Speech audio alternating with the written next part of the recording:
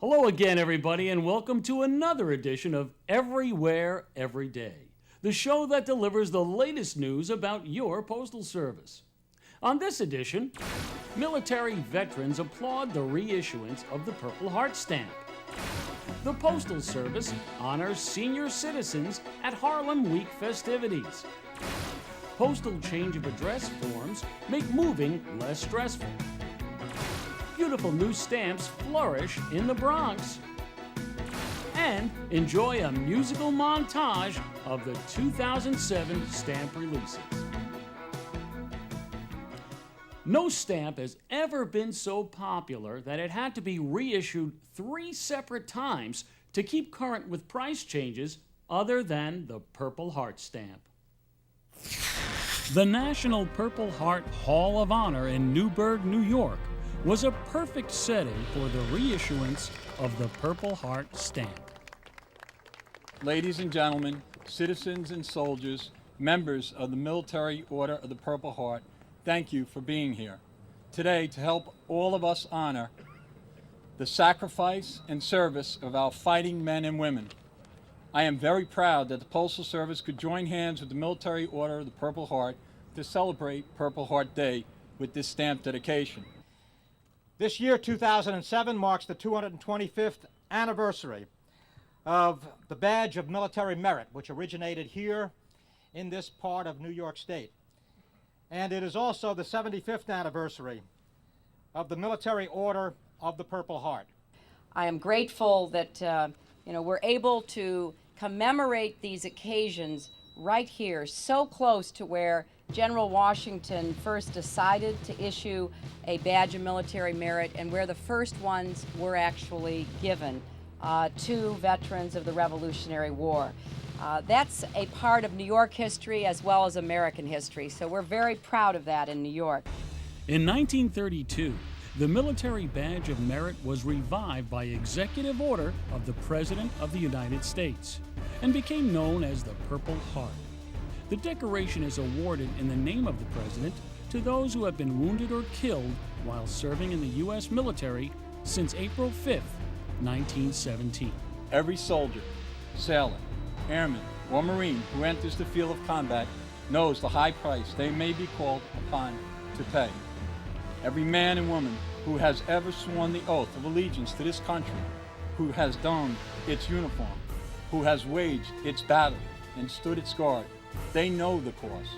They know the sacrifice. And yet they do it for us, for their country, for the values that have distinguished this nation and carry it through every trial for more than 2 centuries.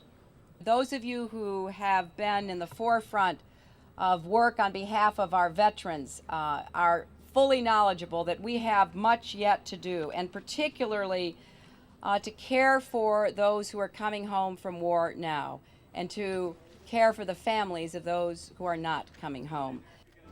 And the National Purple Heart Hall of Honor was founded to provide support, comfort, and information to veterans and their families.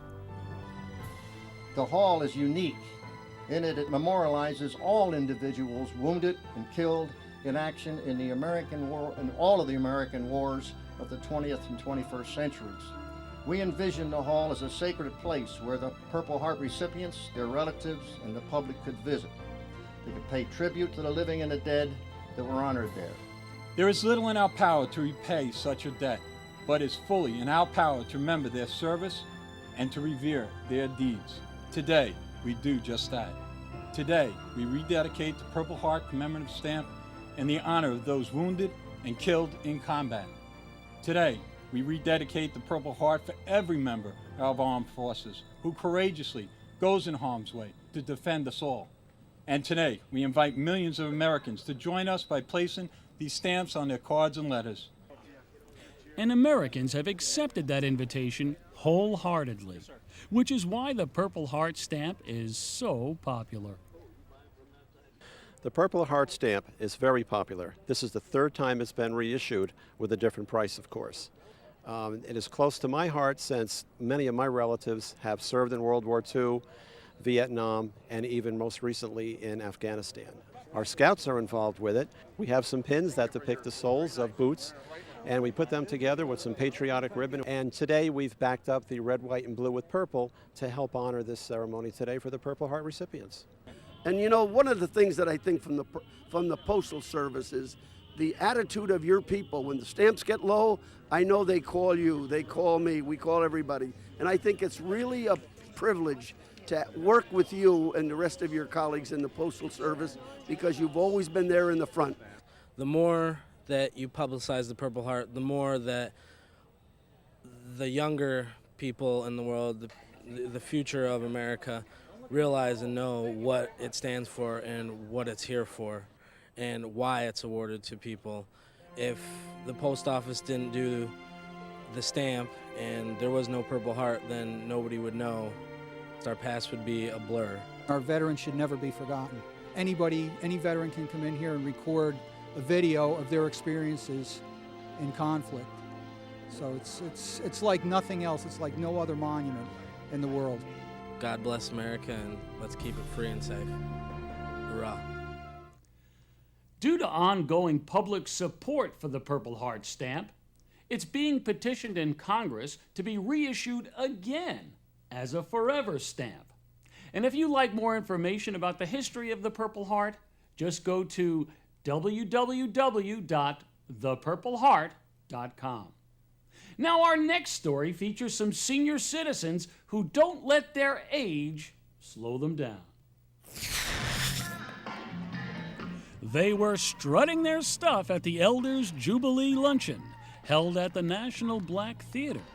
The event was just one of the many activities that celebrate Harlem Week, one of the most popular cultural festivals in New York.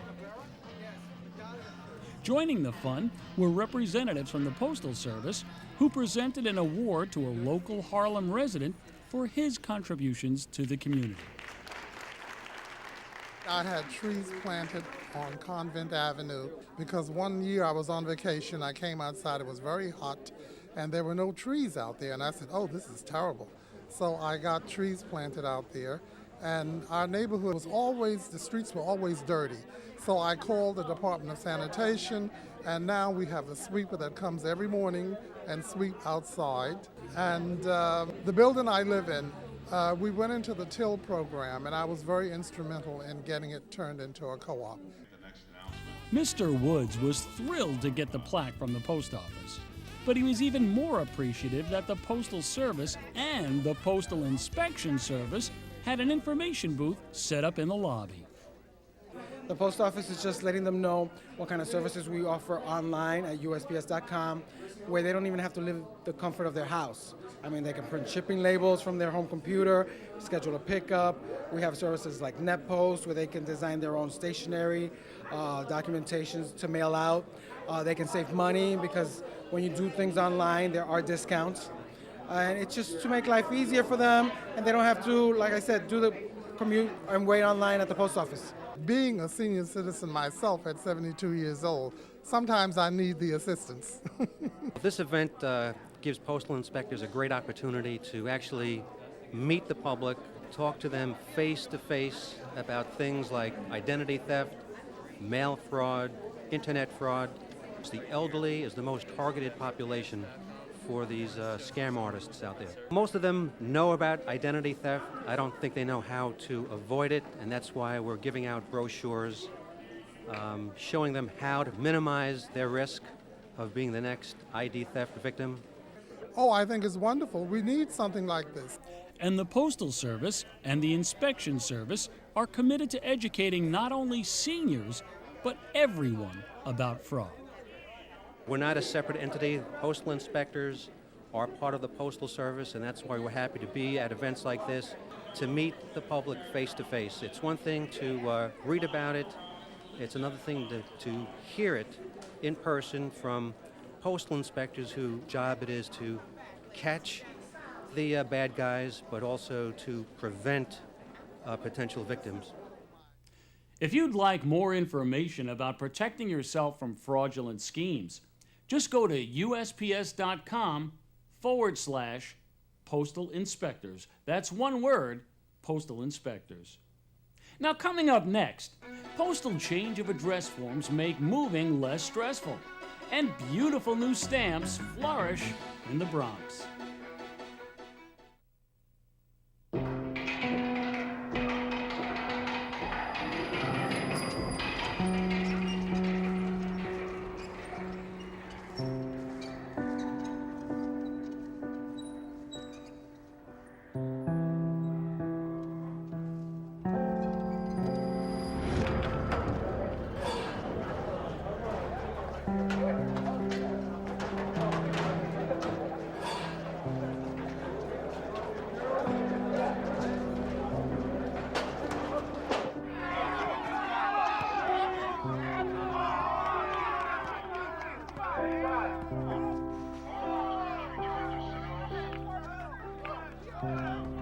Go to jail for a gun crime, and your family serves a sentence with you.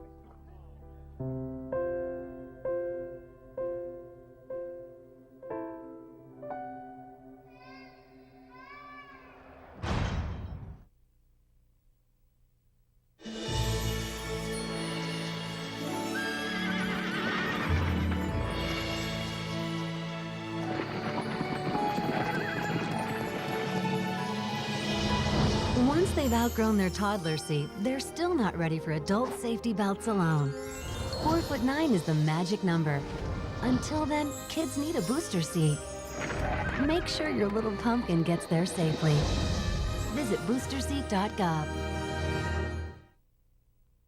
We're so lost. No, I am not, man. Dude, I dropped my phone. Yo, the road! Whoa! Okay. How would you like to save your life from an ugly, reckless driving death? Don't answer yet. There's more. Act now by slowing down, and we'll guarantee you complete satisfaction. That's awesome! In the real world, there is no spokesperson to prevent reckless driving. There's only you.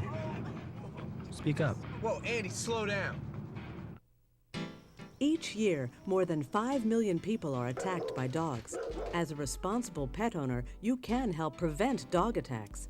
Obedience training can teach dogs proper behavior and control. Neutering or spaying your pet will make your dog less likely to bite. And please, when anyone comes to your home, keep your dog inside, away from the door, or in another room. If you own a dog, you can help prevent dog attacks.